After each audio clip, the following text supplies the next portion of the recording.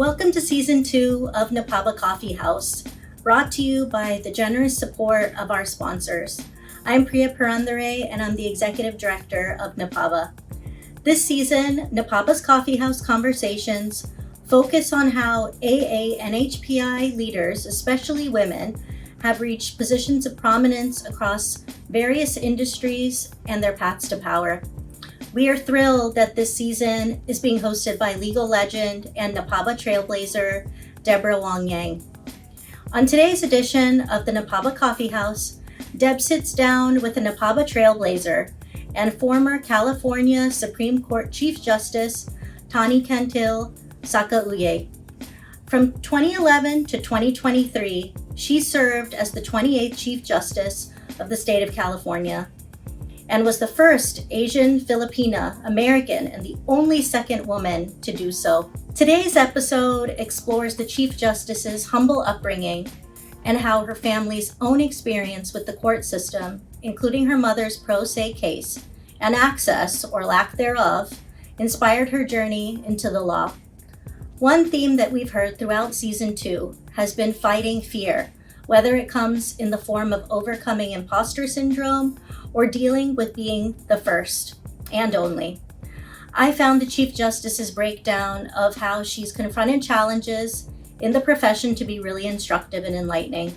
She goes through a toolbox of powers, the powers of persuasion, of engagement, of collaboration, and even sometimes the power of putting your foot down and holding fast. It served her well as she ascended to become the leader of a sprawling court system with 58 trial courts, 6 courts of appeal, a Supreme Court, and over 2,000 judicial officers. So there's no need to rise, but instead, grab that coffee, sit back, and enjoy this conversation.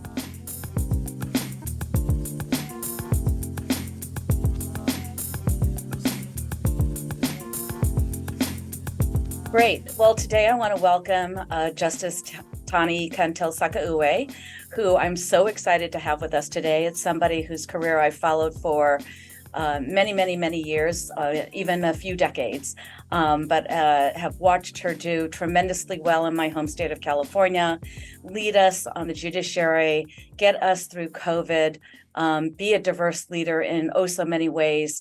But I know that as a judge, she couldn't really speak about a lot of different kinds of things. So I actually have been waiting for this very moment when she was no longer on the bench and we could actually ask her the kinds of things that I've always wanted to ask her. So welcome, Justice, with us today, and we look forward to having you. Thank you, Deborah. Thank you, NAPABA. And thank you for your leadership and voice also, Deborah, for your career. It's my pleasure. This is all good stuff right now.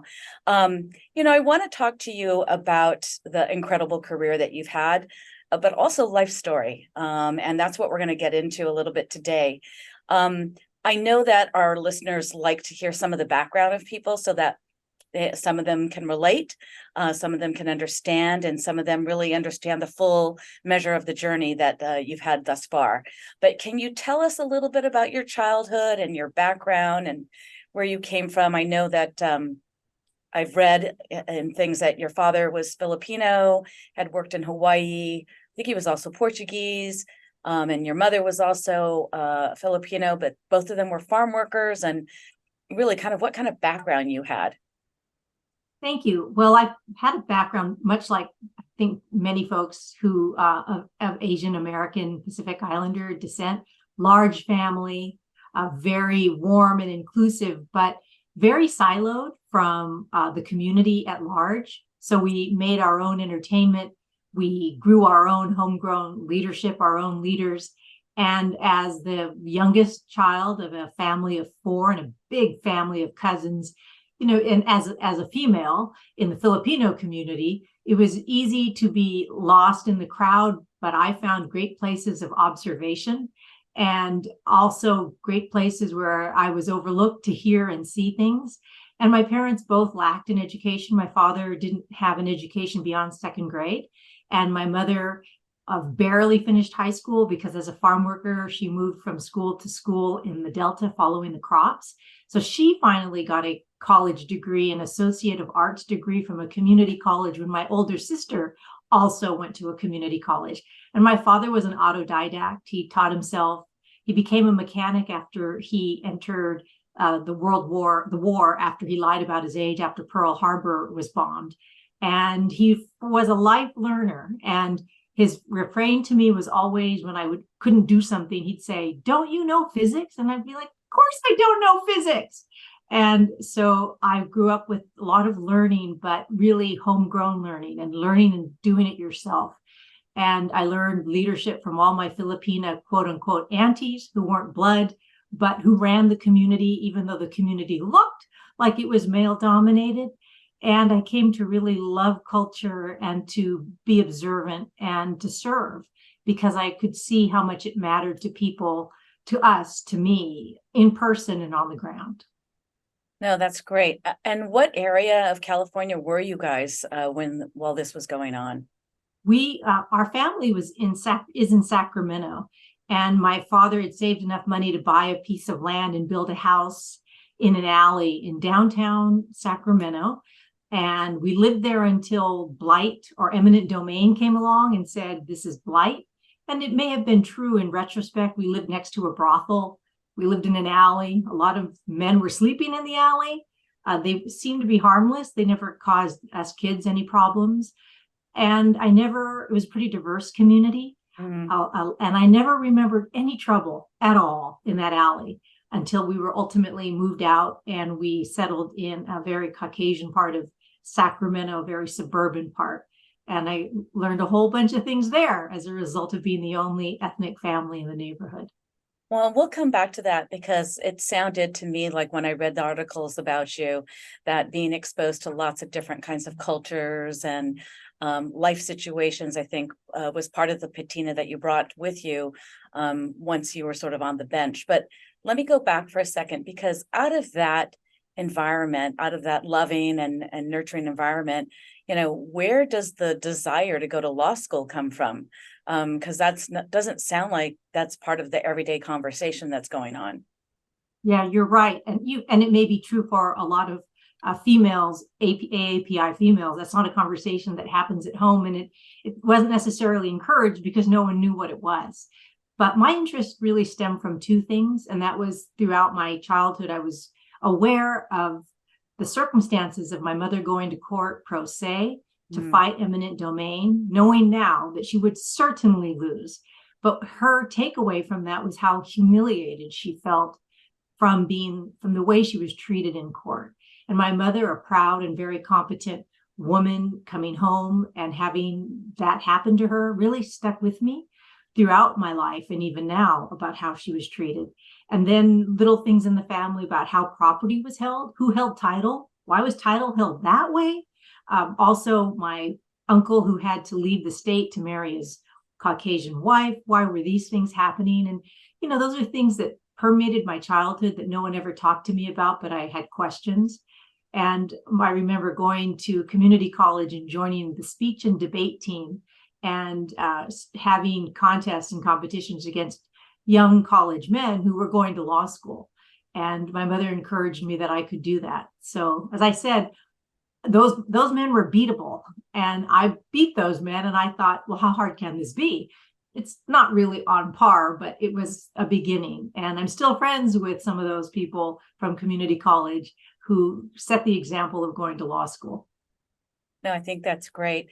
Can you just digress for a second? I know you had mentioned your uncle having to leave the state to get married, and just explain to folks, because I think, we live in, the 2020s, and I think people don't recognize, how laws were quite different back in, the 1950s, 1940s, 1960s, even here in California, which is so progressive.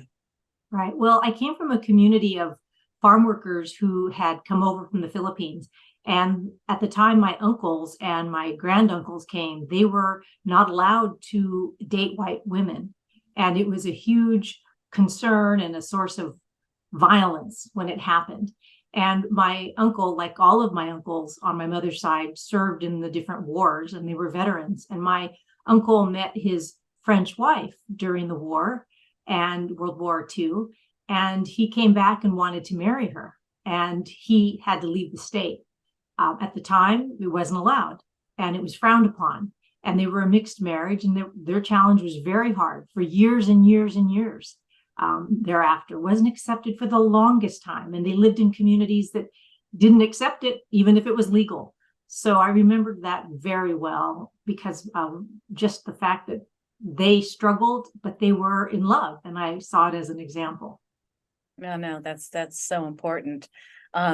Let's talk about, okay, so you finally, end up in, finishing college and going on to law school.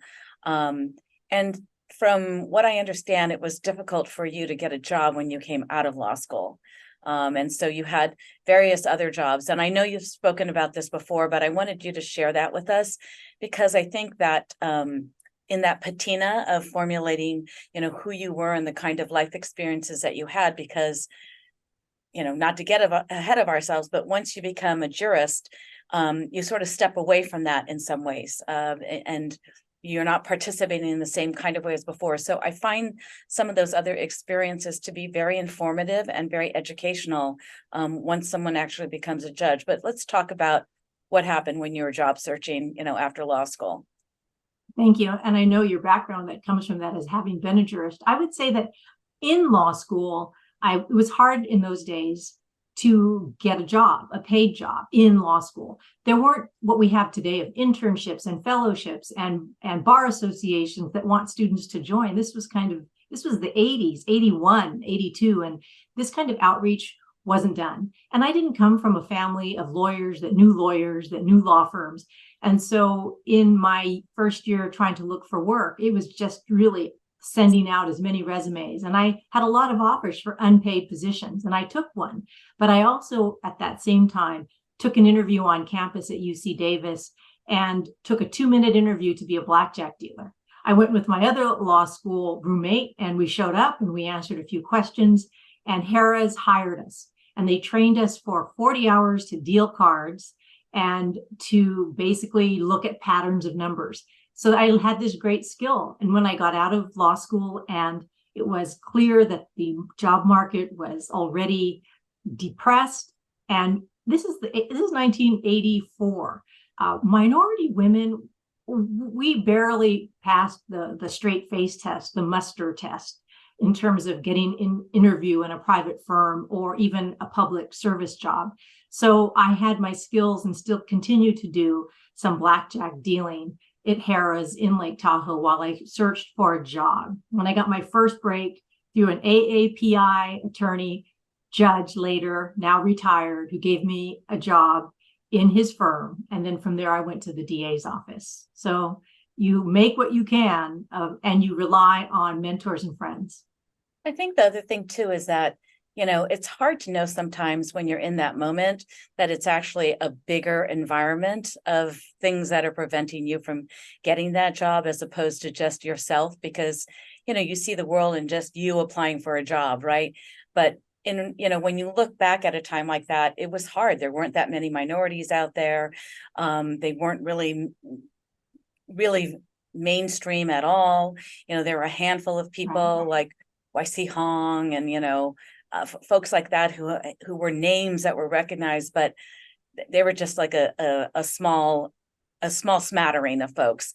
And so, to have to go through that and to just sort of keep your spirits buoyed, because it's not you, it's actually what's going on in society at large. But to keep pushing forward when it doesn't feel like all those opportunities are coming, I think is an important characteristic. And it sounds like something that really helped you, kind of keep your head steady, stay focused on what you ultimately wanted to do, not to be deterred by, the fact that you couldn't get a job immediately, but kind of stay at it. And look what happened. Right. And that's for me when, the Bar Association really mattered. So I joined the Sacramento Asian Bar Association. And at the time, there weren't that many of us, and we're still friends, but it was an effort. It was communal. It was collective sharing of challenges and finding ways each other could succeed, and feeling very empowered by the point that they were making. They saw the future and they saw us in it.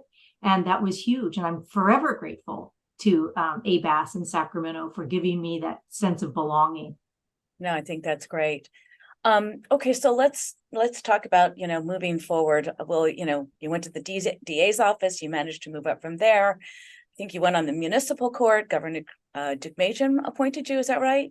Yes. Yeah. And then you worked your way up there, and then all of a sudden you get that phone call one day to actually be the Chief Justice, which is the number one justice, like the head justice for the California Supreme Court here in one of the largest states in the nation, and in a very important court that sets a lot of precedent around the nation. How did that feel? Like, how did that happen? I mean, honestly, and I remember when it happened, and I thought, who is this woman? How can she be Asian? And I don't even know her, but it was because you were in Sacramento. But I remember thinking, this is fantastic. And I said to Ron George at the time, how did you do this? Who is she? And he just said, just wait, she's fabulous. Well, thank you. It was, in a word, it was surreal. Ron George decides to retire. I serve on his judicial council. I'm one of 30 people. I'm not special. There's so many great people. I think first I'm getting over that Ron George is retiring. He's been a fantastic leader. And now I'm like everyone else. We're all figuring out who will be a candidate, who will get the position. And I never think it's me. And I just am really grateful to put forward names. And like you say, I get this call, and I get a call from the governor's office. And I think to myself, I've been 20 years on the bench now, and I think to myself, oh, he wants to interview people of color, a diverse pool. I know how this works. He has someone in mind already, and we're just window dressing. But I don't mind. I'm going to be able to tell the story that I sat down with Arnold Schwarzenegger across the table, and I had the interview. I'm happy to take that. And so I took that interview with nothing to lose, going in my head thinking this is perfunctory. So I sat across the table from him. We're sitting next to each other. He says, how do you pronounce my name? And I give a big, florid, ethnic description of his name. And he says, no. And then he pronounces it. And then I said, yeah, well, how do you pronounce my name? And so because I have nothing to prove. I'm figuring this is just going to be a fun interview. And he has his advisors, 3 advisors sitting across the table, looking down, taking notes. And then I have a great interview with him. I tell him things he doesn't want to hear necessarily. I'm told later, but I'm honest about it. And then I'm walking out thinking this is a great story. I'm going to call my husband. And he comes and gets me and says to me, you're my chief. He doesn't say, would you like to be chief? He says, you're my chief. And I don't even think, I just say yes. And I don't realize I'm going to have to move. I'll live in San Francisco. My kids are going into high school. I don't think any of that. I just think yes. And I now know there were a lot of forces behind my name getting to the top of the list that he was interviewing. One of those folks was Ron George, who worked closely with Governor Schwarzenegger. And I also had the support of so many communities that I didn't know were behind the scenes. It didn't get announced for about a month, and I was told to keep it quiet, of course. So the local media, legal papers, continued to churn all the names. Never mind. I saw a Capitol lawyer I ran into, and she said, who knows? Maybe it'll even be you. And I say, I don't know, maybe. It was just such a time. I said it felt like that movie with Leonardo DiCaprio called Shutter Island, where you don't really know, did that happen or did it not? Is that in my imagination? Yeah. And so finally it all rolled out, and it's very exciting. And I'm grateful to Governor Schwarzenegger and the governors before that who made that possible, and the support from the community that made it possible. Well, what he did at that moment was, he appointed not just the first Filipina American, to become a Chief Justice in our country, but it was also the first Asian American woman. And I think you were one of the first, women on the Supreme Court bench. But, the first thing I want you to do is describe what the job title, what the job responsibilities are, because I think that not a lot of people who aren't on the bench understand sort of all the different kinds of responsibilities that come with that job, and especially the Chief Justice position. Thank you. Well, the Chief Justice position is a singularly elected position, and you are that for your entire term, unlike other states which rotate based on seniority. And in California, which is the largest law-trained judiciary in the United States, the Chief Justice wears at least 3 hats, and one of them is same as her colleagues. I'm same as my 6 colleagues. I carry the same caseload. I have administrative responsibility as the Chief Justice of that court. I assign cases, budgets, I work through HR, we work through the calendar, I do all of the material and the backup and the support for the court, working with a wonderful staff. And then at the same time, the Chief Justice also runs the third branch of government, runs the judiciary, which is a huge job in and of itself, pure policy. And that's where I interfaced with the legislature and the governor's office, many stakeholders, victims groups, legal aid, many bar associations, state and national, worked on changes and policies and changes in the law and changes in rules.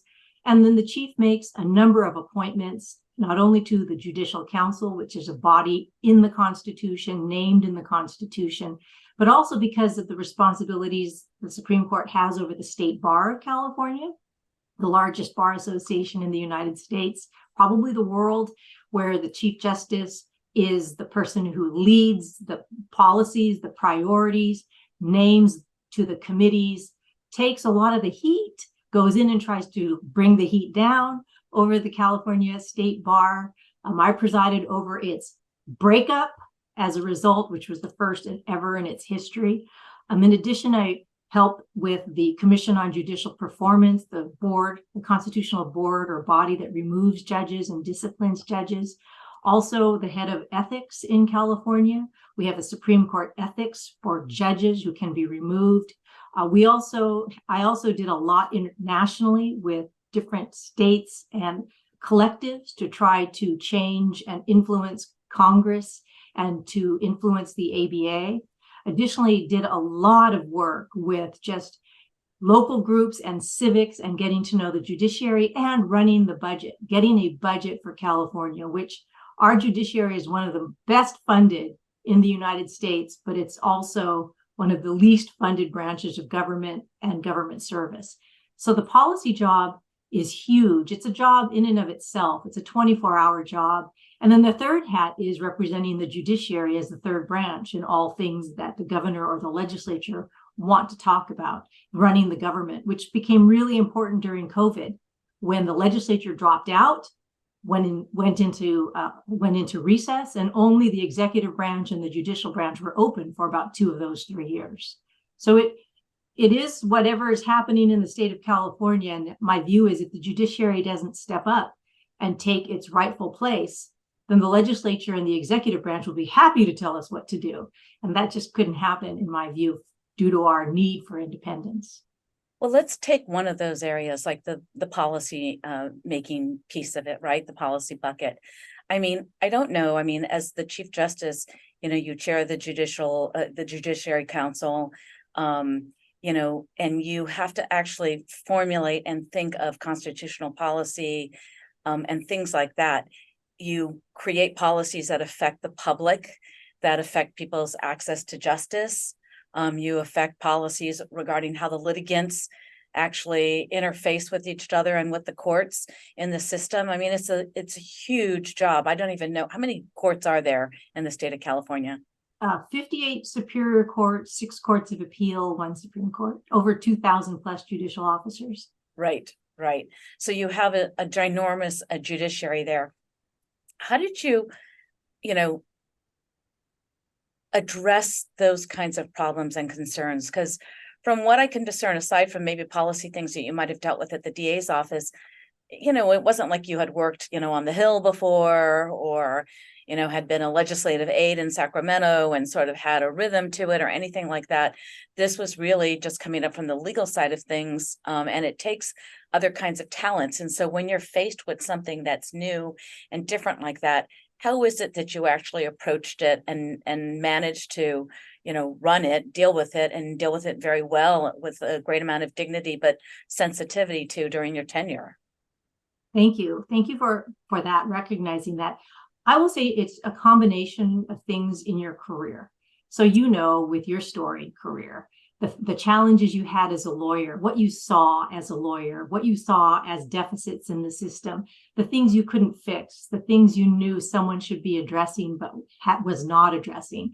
And then, of course, as a jurist, seeing again how justice plays out or doesn't play out at the trial court and the courts of appeal, and seeing these gaps and knowing that something needs to be fixed here. So it is a process of observation and accumulation of just what you think needs to be changed in the system if you're ever in a position to join something to change it. But at the same time, as you know, in the law, there are challenges with our own credibility, with who we are and how we're perceived based on how we appear, or stereotypes, or unconscious bias, or overt bias. And then, of course, even notwithstanding that, if all things were equal, we're in a position, in a profession where we are in nothing but conflict. Without conflict, there'd be no need for us. And so all of my conflict resolution skills came to bear. And these weren't from the law. These were from when I was classroom mom for 6 to 8 years, when I was sports mom, when I was tournament director of the girls basketball team, when I had to fight for spots from the good gyms, from the men who wanted the good times and the good gyms, from the times and the interactions that we have with our own children. All of those skills come to bear when you lead any organization, including like the judiciary. Those 2,000 plus judicial officers are happy to say to the Chief Justice, "You are not my boss." And it's true. They are all elected constitutional officers. So my greatest strength is my power of persuasion, my power of collegiality, the power of collaboration, the power of engagement. Because unlike Alabama, I can't just order people to do things. And so we do need for people to come together, wanting to do the right things, feeling respected. And while your judicial and legal career play a huge piece of that, it does help to come from a family of a loud, raucous ethnic group. It helps to be the youngest, where everyone seemed to overlook you and no one paid attention to you, because you have eyes that look for those people too and include them. It's everything about our essence that we bring to work that is important to us. And I think that's the combination of things, is you bring the best of those skills. I waitressed for years. I know when people yell at me about ketchup, that their life is not about ketchup. There is something else going on. But, you know, we know that I say, "Get you that ketchup right away. My apologies." And not taking it personally, because it can't possibly be personal. We don't know each other. So those are a lot of the things, who we are. When something matters and we want it to succeed, we bring everything we have. Well, I'm getting an idea, but I want to know like how it is that you really got to have your voice heard, right? Because to take on that kind of position, and I think, you know, to sort of set the table, you know, I'll share a quick story with you, but I remember when I first went on the bench, I was 36 years old, right? And I had a tough time in the beginning, because I would rule and then the lawyers would continue to challenge me, right? And then I would rule and then I would think that that was done and they would still be talking. And I said to my staff at one point, "What's going on?" And they said, "Oh, because you look so young and because you're a young woman, they think they're going to just overpower you and just convince you otherwise, even though you've already ruled," right? And I remember I had to go back and I had to come up with my own judicial temperament, you know, in a way that was professional, but that really signaled that I was at the end of the discussion.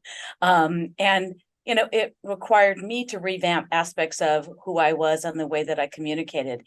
And, you know, you're at a much, much, much higher level and you're dealing with a lot of other kinds of things. How do you protect, or how do you make sure that your voice is heard in that instance, and, you know, and that it's your authentic voice? No, I really enjoy exactly what you just described, because it is so true. And I honestly think, Deb, it's only true for females and maybe people of color, but definitely females who are of color. It's almost, as I joke to my staff, it's like some people cannot hear, literally cannot hear the timbre of my voice. And so my position has been, you know, it's all contextual.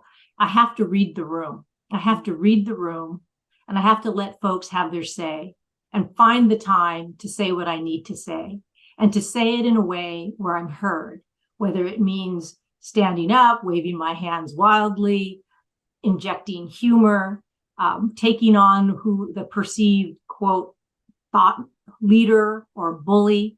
I mean, there's a strategy to it, and it's contextual, because if you're going to have a relationship with these people over a period of meetings, then I'm going to time it. I'm going to try to time it. I'm going to try to strategize it.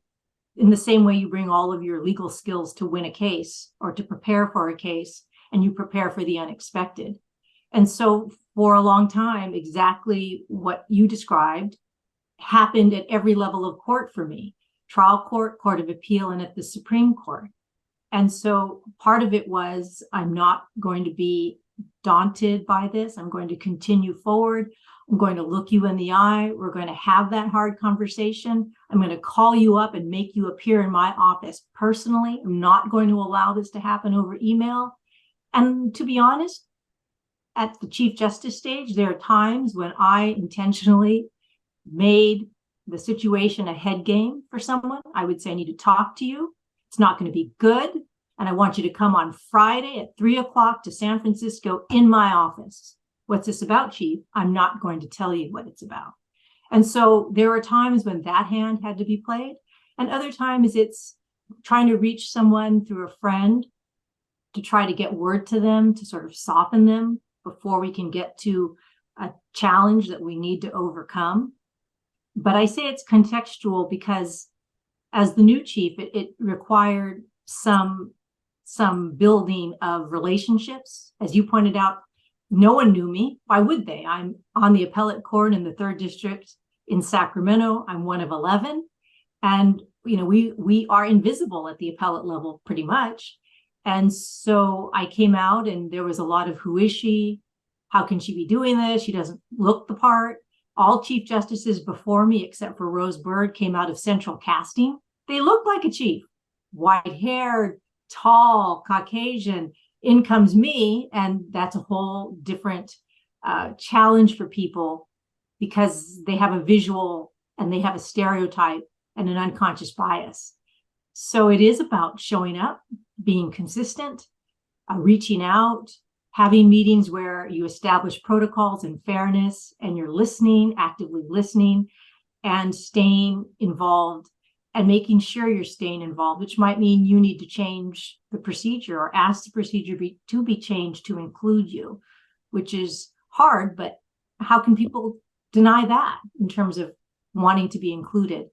And so I think it's a process of learning, and it's a process of understanding that how people react to you is not personal, because they don't know you.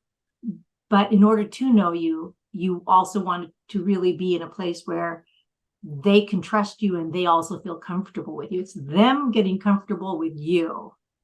Yeah.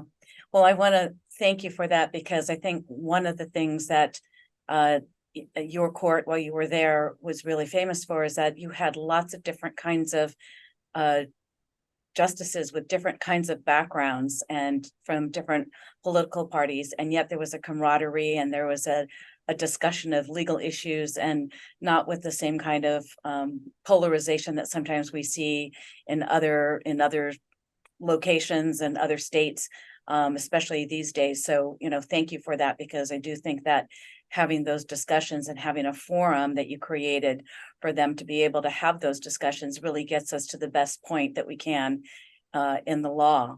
I wanted to ask you about, you've used this phrase in the past, strength and setbacks. And I think that may resonate with some of our lawyers that are listening. But can you give us an example on what you actually mean by that? Because I think it's probably something all of us can relate to. Thank you. I'll give you my best example of this, which I think defined my path going forward as the Chief Justice. When I was elected statewide and took office in January of 2011, I didn't know what the job was. There had only been 27 other chiefs prior to that. Chief George is in retirement. And really the job is whatever presents as you try to continue to run the judiciary of California. So 41 days in, I'm the new chief. I'm 41 days new. I land at the Burbank airport because I'm traveling quite a bit, trying to get to hear what people think needs help and improvement. And I learn that a legislator out of Los Angeles has just dropped a bill to strip me of all of my authority as the new Chief Justice and chair of the Judicial Council. I don't know this legislator. I have never met him. I don't know his staff, but 41 days approximate in, this bill drops, and several people are behind it. And I immediately have to battle that bill that was ultimately a year and a half later, thereabouts, killed in the Senate. But at that point, once I realized there's a faction looking to take away my power, my authority, they don't know me. I'm the first person of color to run this branch. I'm the second woman there hasn't been a woman in 20 plus years. And they want to strip me without knowing anything about what I do. There's a bill to take it all away. And so I begin an effort of trying to meet with the member, trying to understand the motivations. I start meeting with lawyers and bar associations while I'm trying to do my job, while I'm trying to do cases, while I'm working with my new set of colleagues.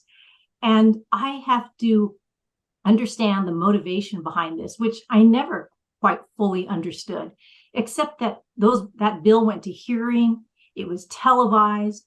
It was something that I have to say, in the moment, I could not look at that as a racial or misogynistic bill because it would have interfered with my ability to fight it.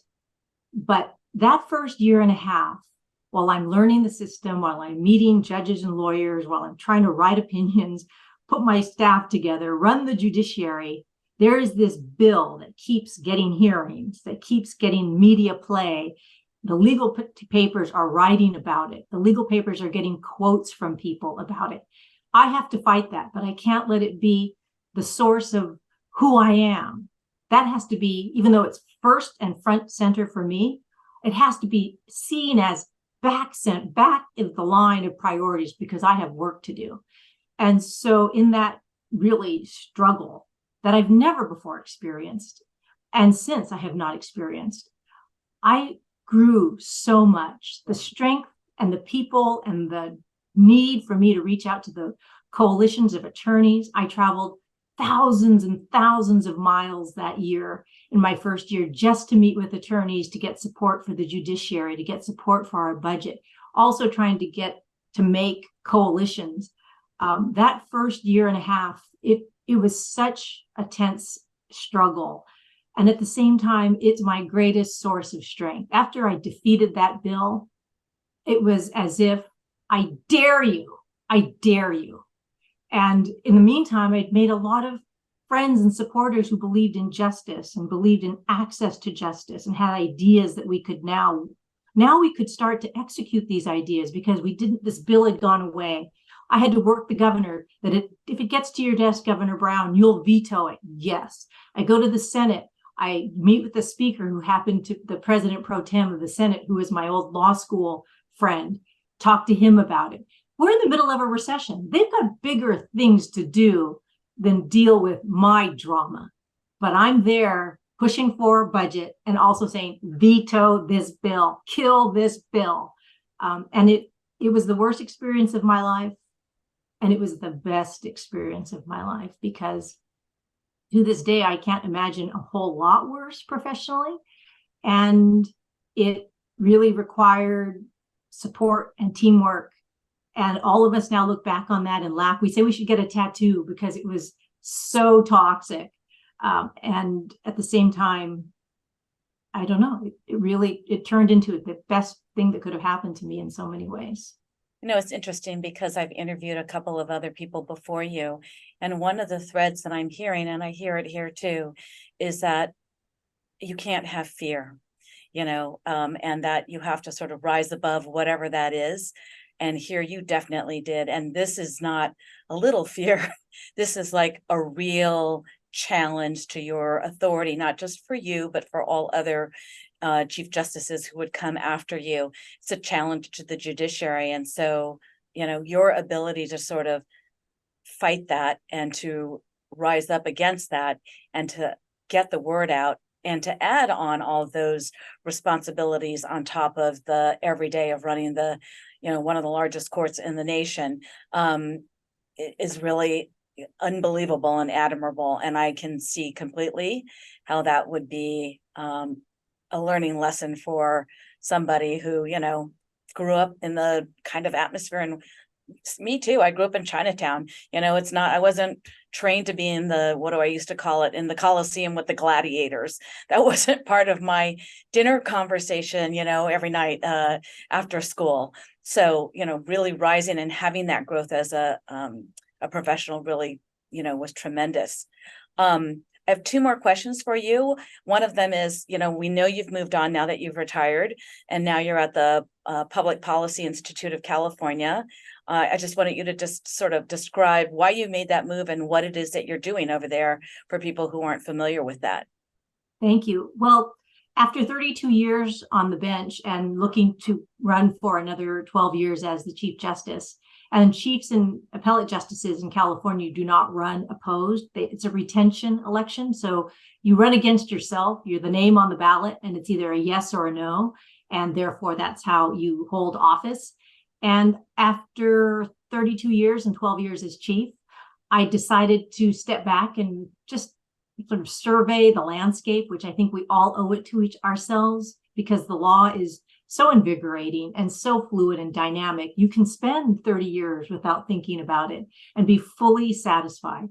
But I also knew that another 12 years for me meant if any crisis would happen in 12 years, I would want to stay through the crisis. And I like to really point out in my mind that my 12 years as Chief Justice of California was bookended by the recession and COVID. And so it's hard for me to imagine what could come up in the next 12 years, but I never imagined COVID. So there was this idea that if I ran for 12, I would stay for 12. And in the meantime, while I was contemplating this, I learned that a friend of mine at the Public Policy Institute of California was retiring and leaving to write a book. The PPIC, or the Public Policy Institute, is a nonpartisan think tank that focuses on California's most critical issues. And it provides what we need in this world, in my mind. It provides data that is nonpartisan, that is a civil, sound, peaceable voice amongst the noise and the advocacy and the junk journalism today that talks about the truth based on data and peer research and rigor of what is happening in California. It's a policy institute. So we, unlike being a judge or a lawyer, I'm always on the back end of policy that's gone wrong. At PPIC, we're in a place to influence policy at the front end to help the communities and the vulnerable voices that don't get included when the policy is being made. And PPIC is that civil, smart, balanced research voice that provides the raw materials that policy is built on.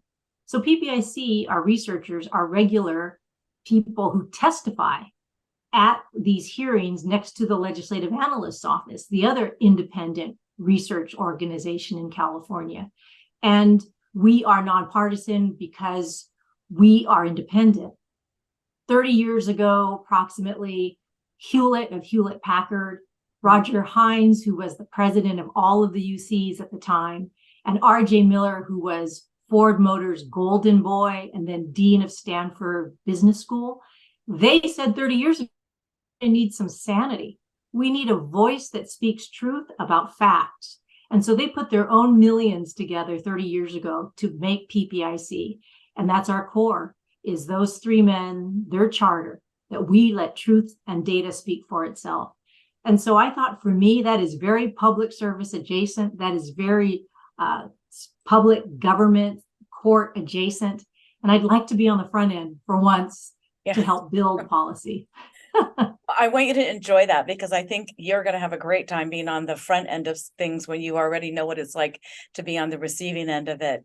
And I want to leave you with this last question. So, because it's something that I know you get asked often, I get asked often, but there's that moment where you said that Governor Schwarzenegger said, you're my chief, right? And you said, great. But the reality of it is you had children at home. It sounds like they were in high school or somewhere around then. You had a family in Sacramento. Most of the meetings for, the Supreme Court are in Sacramento or in other locations. San Francisco or other locations. But I mean, how did you do the big juggle? It's not easy, and it's never easy with the kids, but I think it's something that everybody, men and women today are trying to navigate those waters. And so any thoughts about that? And I'm sure you look back at those years and think, I'm glad they're over, because they were rough years, speaking for myself. And if your children play sports, they get even rougher, because you have to be at games constantly with snacks. Yes, exactly.